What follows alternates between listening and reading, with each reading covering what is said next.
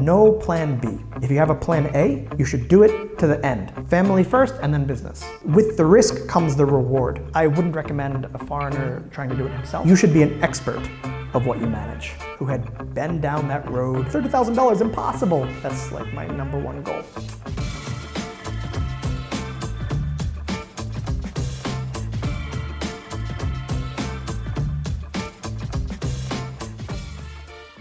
Hey guys, welcome to the channel Business Abroad, where we talk to people who set up a business in a foreign country. And now we are in Almaty, in a business center of Kazakhstan. And our guest for today is Nick. He is from the United States and opened a business here. Hello, меня зовут Ник. Я приехал из Нью-Джерси, прожил здесь немалую часть своей жизни. Здесь я нашел свое счастье и обрел вторую родину. Херемет!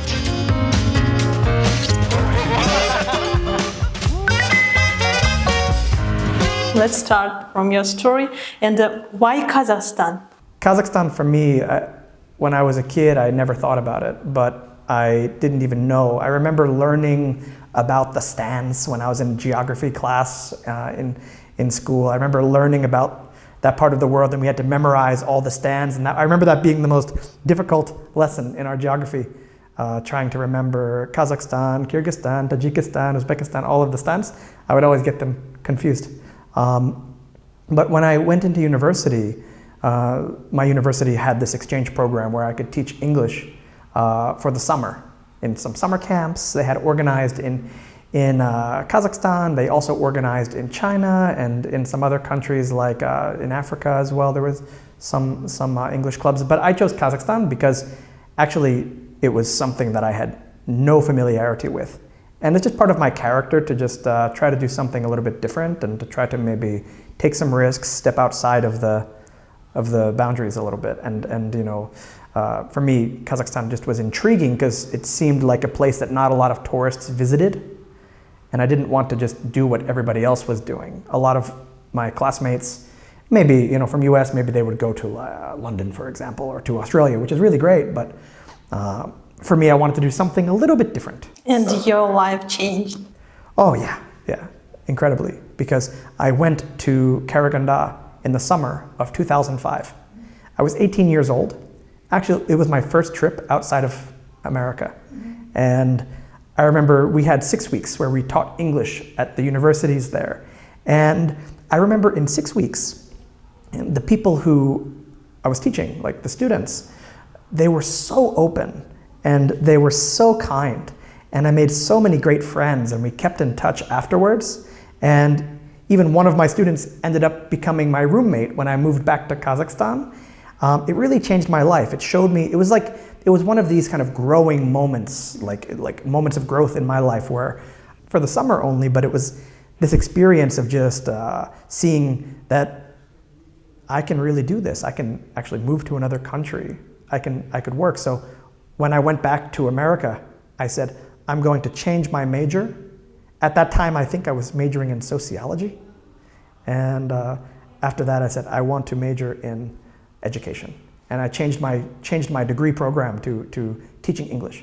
And why did you decide to open your business in Kazakhstan? I love the idea of just entrepreneurship in general. Just my family always had a small business, and they sold antiques in America.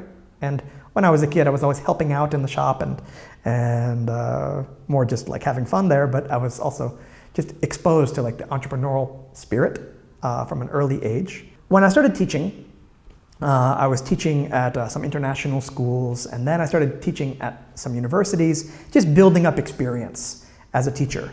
And then I had one friend. He's a very big businessman. And we just became friends. And he told me that, you know, before you become a manager or before you become a director or like a leader in business, you should be an expert of what you manage. You should really know it. And so I said, okay, I know about teaching. I know about the philosophy of education, about methods of teaching. I know about all sides of like assessment and other things that specific to education. So now I think I want to move into kind of a more administrative role. I started being an administrator for one English school here in Kazakhstan.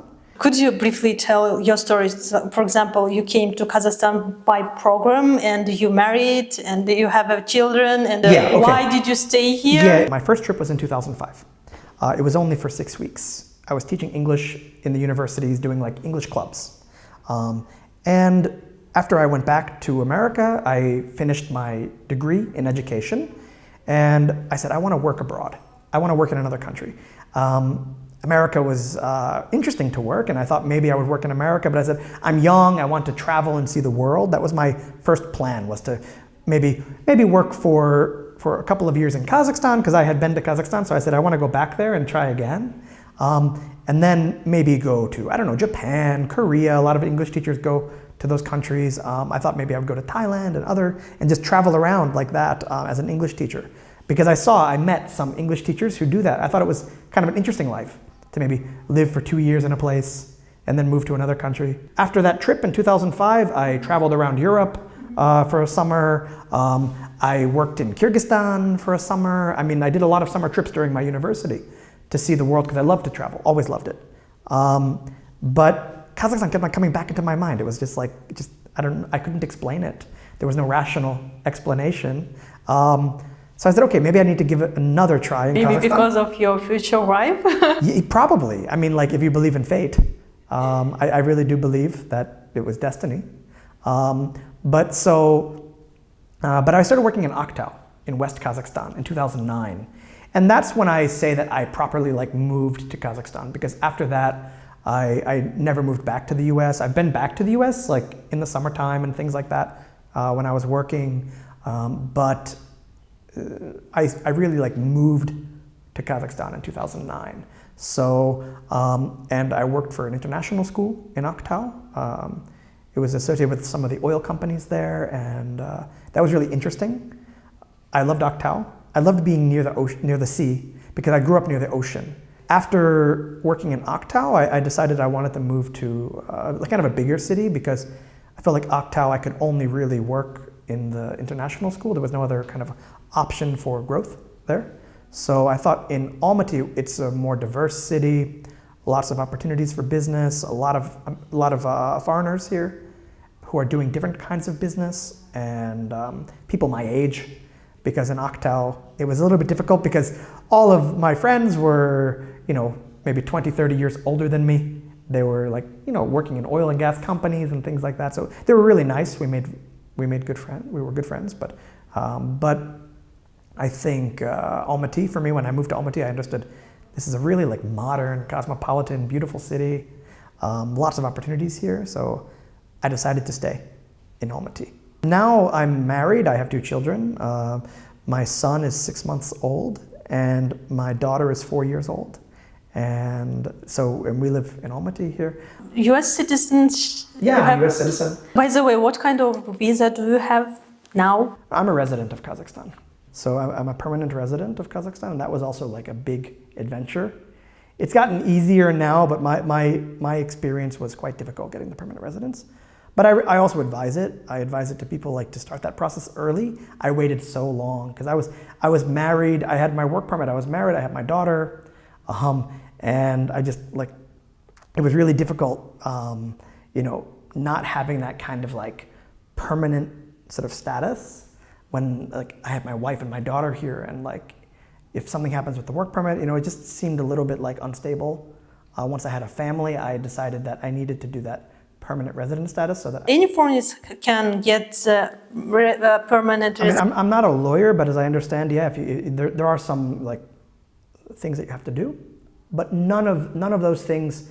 They don't have you have to be married to a local person. That's not a requirement. Even the length of stay in Kazakhstan is not a requirement. So in America, if you want to get a green card, for example, I believe it's 5 years you should live in America. Kazakhstan doesn't have that requirement. But you do have medical requirements, and you have to show that you have a good reason to stay in Kazakhstan. So usually a good idea for a foreigner would be to come here and on a work permit and work, and after maybe 2-3 years, I would say after you kind of developed your business here in Kazakhstan, then think about your work permit. But I know that some people, they do it early. I did mine very late. I was already living in Kazakhstan for like 7 years. And then I finally did it. After I had my daughter, who was almost 1 year old, then I finally did it. Visa processing, tax payments, is it easy or not for foreigners? I think work permits are, they're not like easy, but they're not easy anywhere. It's not only Kazakhstan. It's like, you need to have your diploma. Your diploma needs to be apostilled, which was something new for me. I didn't know about what an apostille was in America. Apostille is like an international notary. And so it's an international agreement. So you have to, like when I had my diploma as a teacher, I had to go to the state where my diploma was issued. So I'm from New Jersey, but I studied in Pennsylvania. So I had to go to like Harrisburg, Pennsylvania, to the Department of the Treasury, where they do notaries, and had to get exactly the apostille notary. And that was a difficult thing because you have to like go back to the US to get it. But if you're in the US now, for example, if somebody's watching and they're in the US, better to get that apostille when you're there. It's good for life, I believe. I'm not sure exactly, but you need that for your work permit, and that's kind of a difficult thing. But once you have that, I mean, we needed like a criminal background check. And do you want to change your citizenship? No, I think like for me, having a permanent residence is enough. Did you feel any fear or uncertainty before starting a business in a foreign country? Right. I mean, in the beginning, a lot of people will tell you a lot of like horror stories about different things that could possibly go wrong. Opening a business is a little bit scary because you take this responsibility. And also knowing that if I worked for another business, I would take a salary and it would be fixed and I would have no kind of worries at all. But when you take that risk and open up your own business, with the risk comes the reward.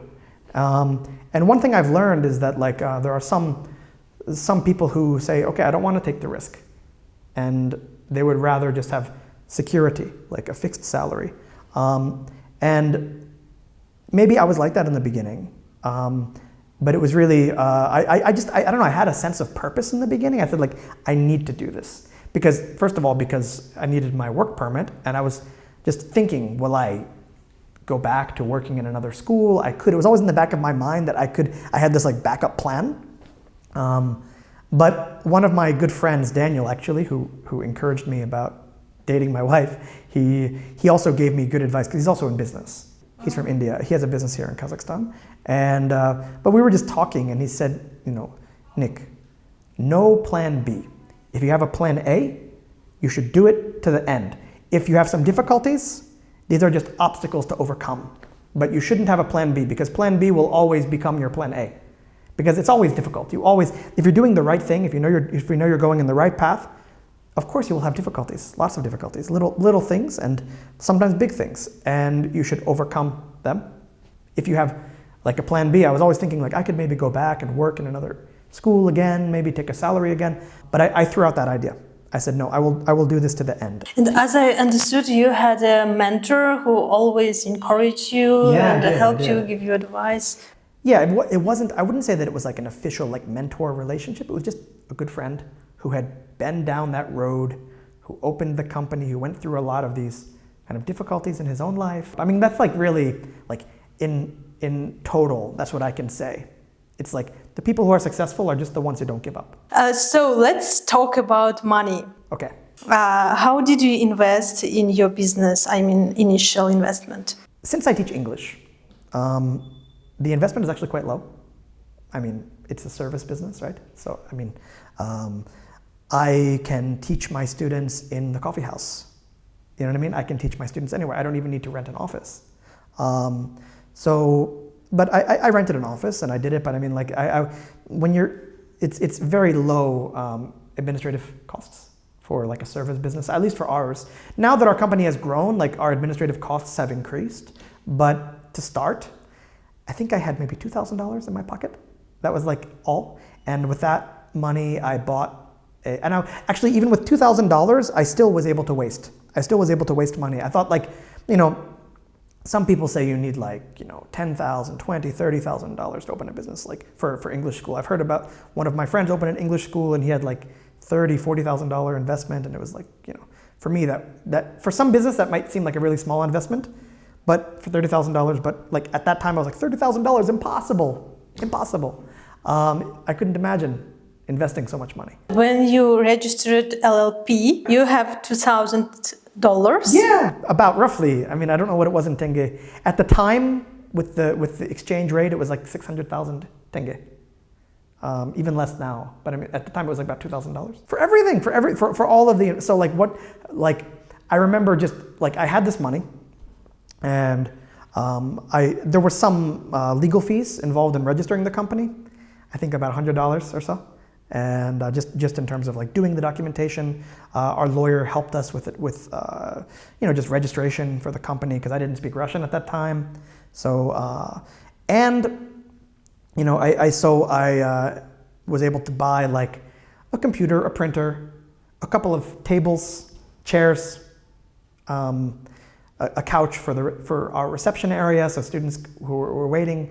But even then, I bought some furniture that I never used because it was like not the right thing. I made a lot of, even with such a small amount, I was able to still waste. I probably could have opened up the business with $1,000. I probably could have opened it up with $200. It doesn't matter. If you're going to open, there are some businesses that are capital intensive. That, like, for example, if you're going to, start a real estate business. Okay, and how long did it take to return your money back? Oh, I never really thought about it. A couple of months.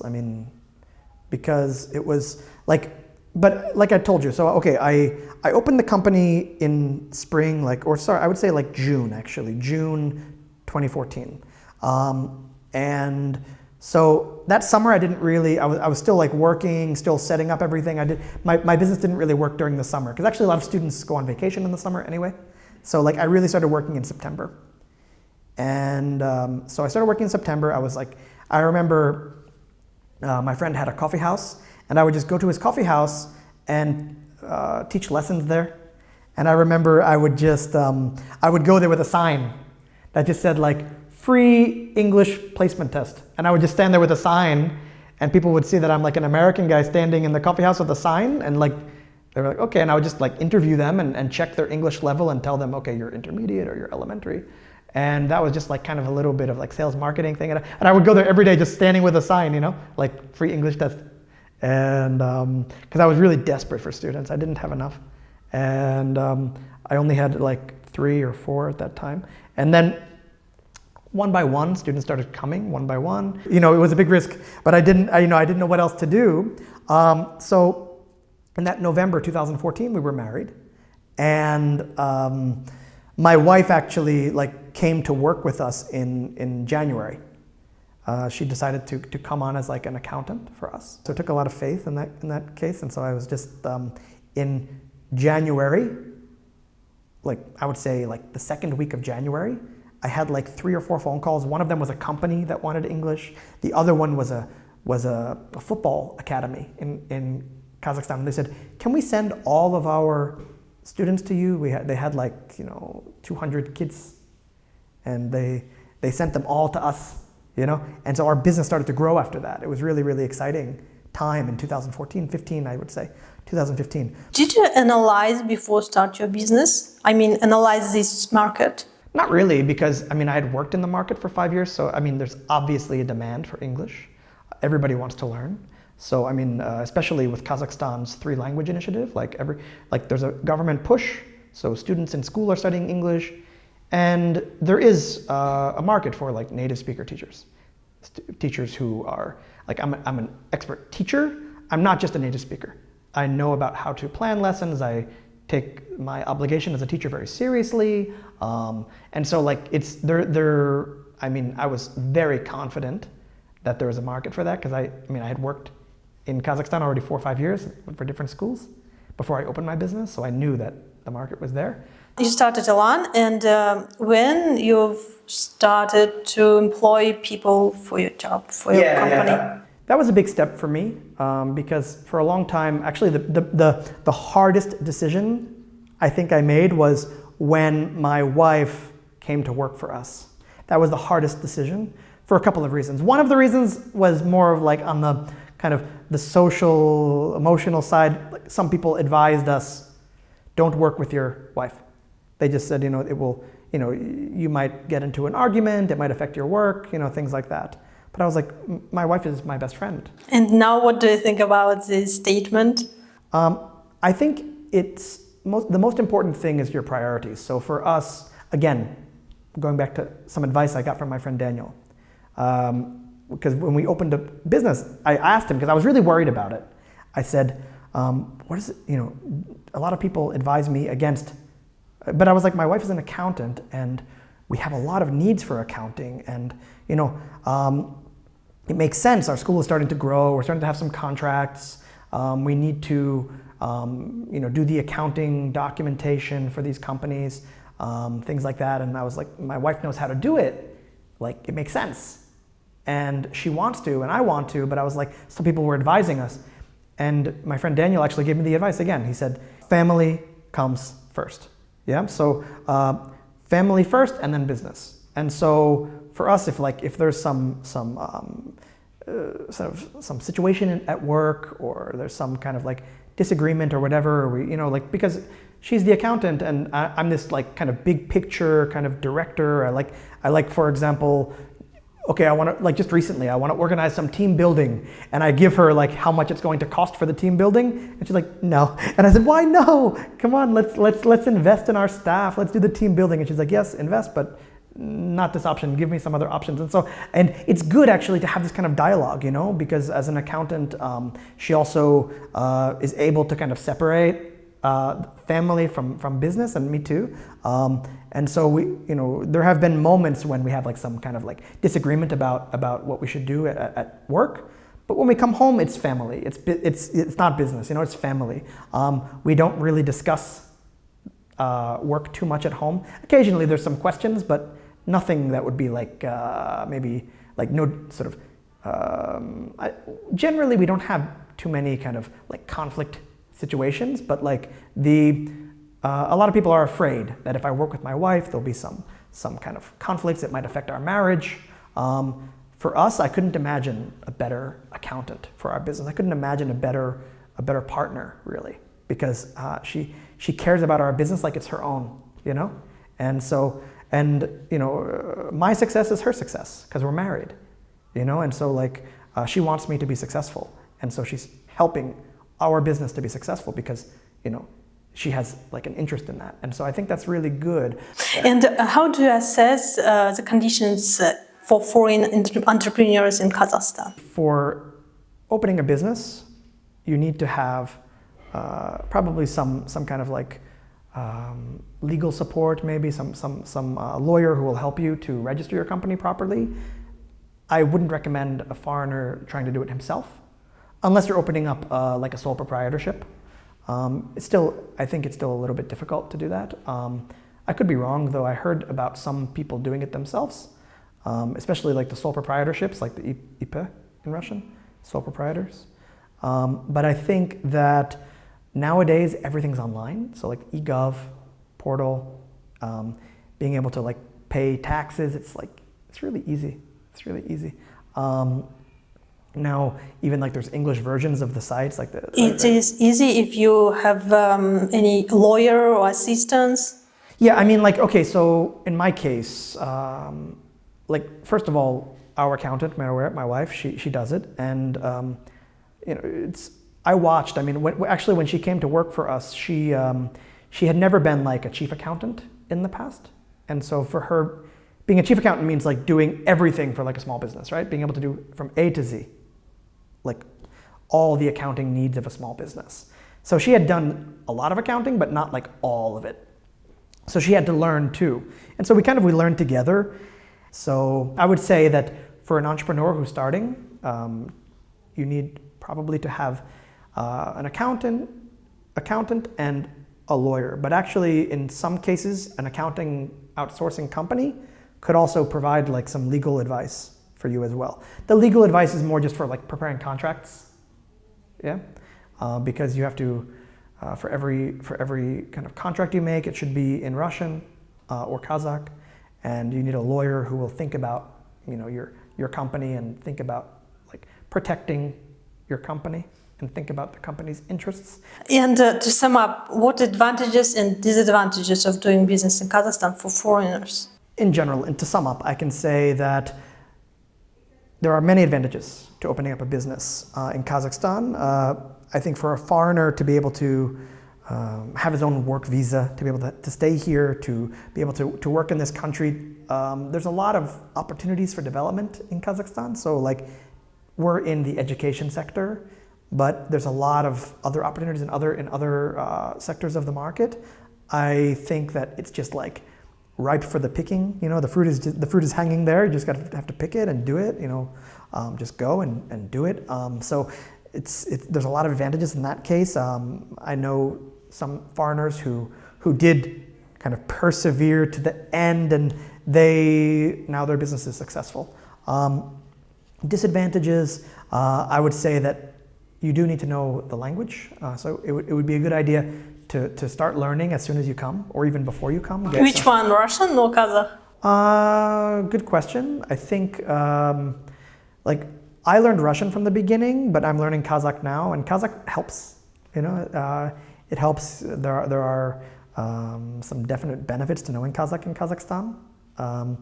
But you can choose either. I think they're both official languages of Kazakhstan, so people really like it when you speak Kazakh.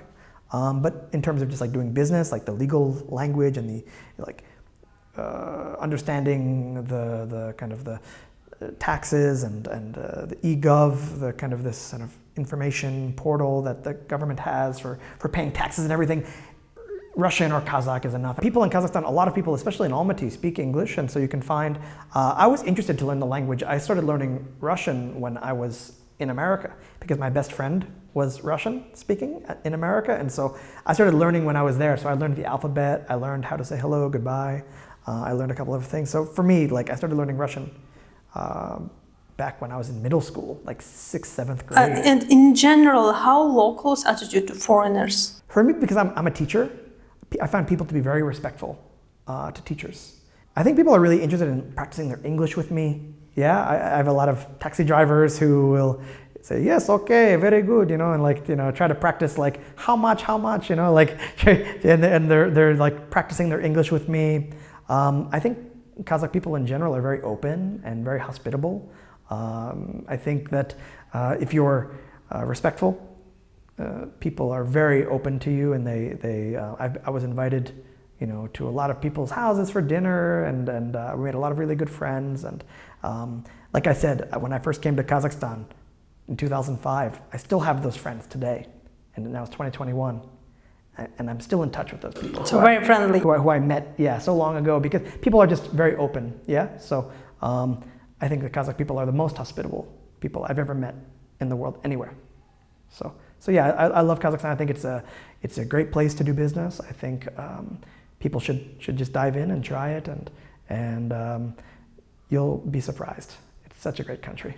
Can you give some advice for foreign entrepreneurs who would like to open their own business in Kazakhstan or any other country?